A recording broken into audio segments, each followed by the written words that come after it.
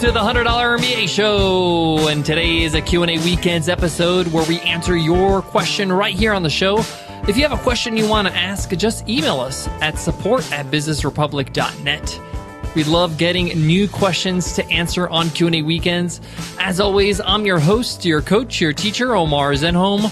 I'm also the co-founder of the $100 MBA, a complete business training and community online.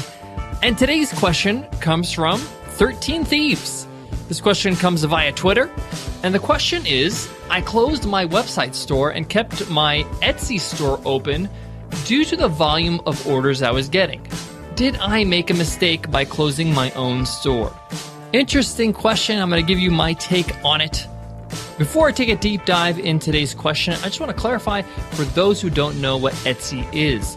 Etsy is a peer-to-peer e-commerce website, and they mainly focus on handcrafted or vintage items, as well as some unique pieces that people make. They were founded in 2005, so they've been around for some time, but they really started to gain traction in the last few years. So the question is asking, I've built a Etsy store, I'm getting a lot of orders, but I also have my own e-commerce store on my own website. They're wondering if they made a mistake by closing their own store so they can handle the volume of their orders. It's a good problem to have, but it is a problem, and we're going to need to address it in today's episode. I can't wait to get into it, so let's get down to business.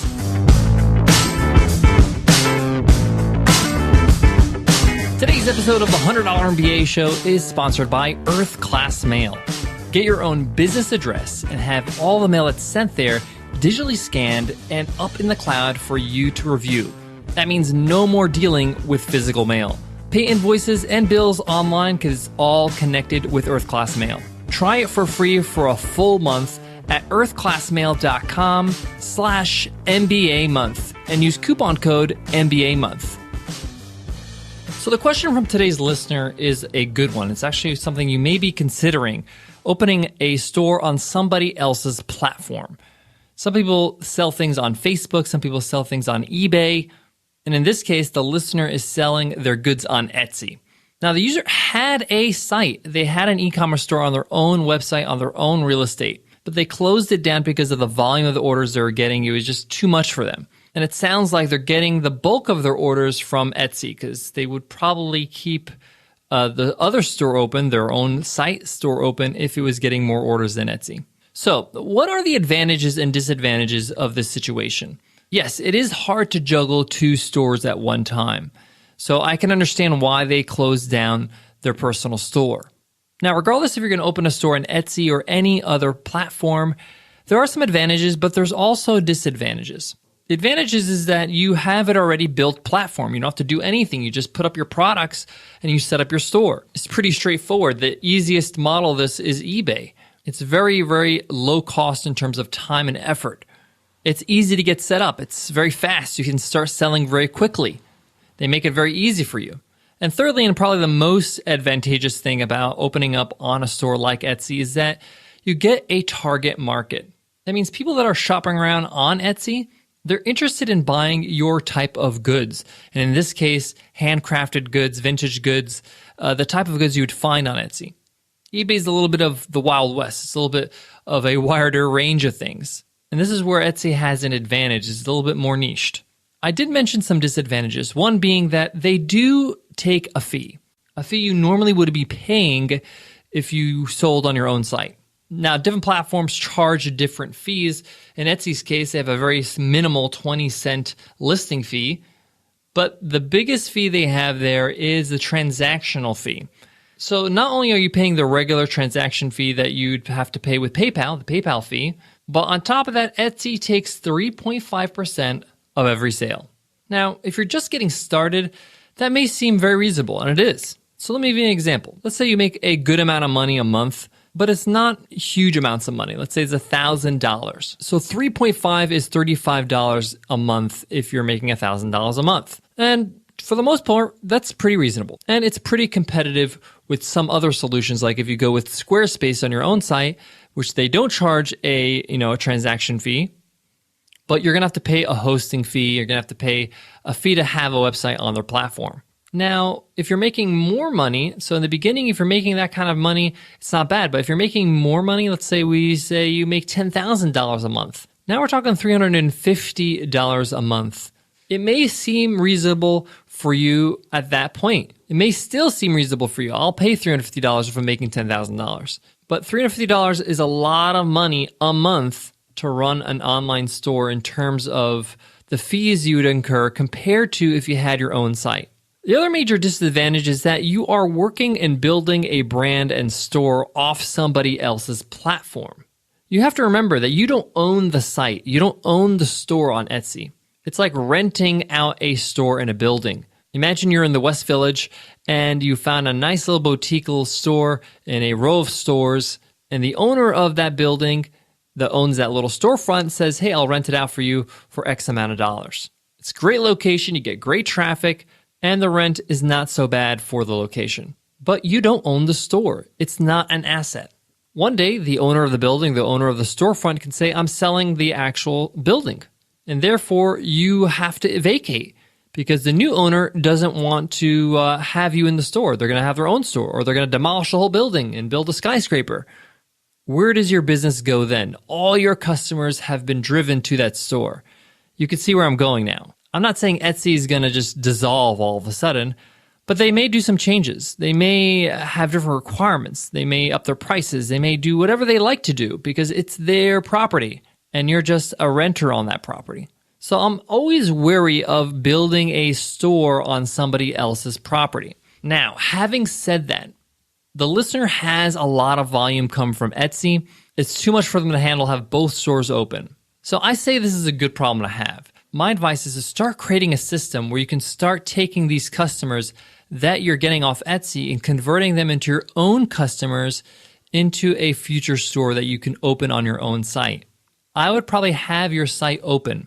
Offer something else other than your products for sale on your site, whether that's great free materials, reading materials, user's guides, fashion guides on how to use the products you're selling, an interesting blog, interviews with the creators of your products, things like that. You want to get in the habit of your users, your customers off Etsy going to your site. Get them to opt in for something, a freebie, a discount code, anything you can think of. What you're trying to do here is you're actually trying to get them familiar with your website, your own home. You don't have to process any orders. You don't have to have an actual store there yet. You can open that branch later on where you can transfer. But the point here is that you're not going to have a way to contact these customers if they don't opt into your email list and go to your website. So in the interim, just get them on your list. So later on, these customers that come off Etsy, you have their contacts. So when you launch your own e-store on your own site, or relaunch in your case, you have a way to contact them and say, hey, we're launching our new store. Here's a great discount. And we have some special prices that are more deeply discounted than on Etsy. So I can understand your need to be on Etsy because you have the orders coming in from there. The traffic is there, but it's borrowed traffic. These customers might be buying from you, but they're going to Etsy to buy it from you. They're not going to your own asset. I hope that makes sense. I want you to have a plan in place where you make that transition so in the long term, sometime in the future, hopefully in the near future, you can get people buying from your own store. Build some quality content and get them to opt into your newsletter or your email list for a free gift after they buy. So I want to start to wrap up with some advice. Number one, don't feel bad. You got a lot of volume from Etsy. That's a good thing. You're selling. You don't want to overwhelm yourself. You don't want to, disappoint your customers with poor service. So you decided to close your own personal e-commerce store. That's fine. Don't worry about it. See Etsy as a staging ground for your business, your e-commerce store, but know that the end goal is to be selling things from your own website. Transition them into a newsletter, into a free gift that you're going to be giving them by getting their email address in exchange so you can contact them when it's time to launch. Don't get me wrong, Etsy's a great platform, and there are a lot of advantages to it, and you can make some good money there, even with the fees. But I always highly encourage people to build their businesses, to build their assets on their own ground. This goes as well if you're building things on Facebook. A lot of people, they work really hard to build their Facebook fan page and get a whole bunch of likes, and they brag about it. I got 20,000 likes on my page. And then Facebook changes something in their algorithm or in their policies, and they lose business because of it. It's always good to build on something that you control. Just keep that in mind as you're doing business right now on Etsy and thinking about your plan of moving out in the future. Guys, we got more on today's topic, but before that, I got to give love to today's sponsor, Colony FM. If you're like me, there's not enough hours to do everything you want in a day. One of the things I wish I had more time for is reading. I love it when I'm on vacation. I'm always reading as much as I can. But I'm not always on vacation. But thankfully, there's a new app called Colony FM, which uses the voices of professional actors to narrate articles and blogs. So I can get my reading in basically anytime. What I find really cool about Colony FM is that it's actually a real person. It's not an automated robot. It's not Siri.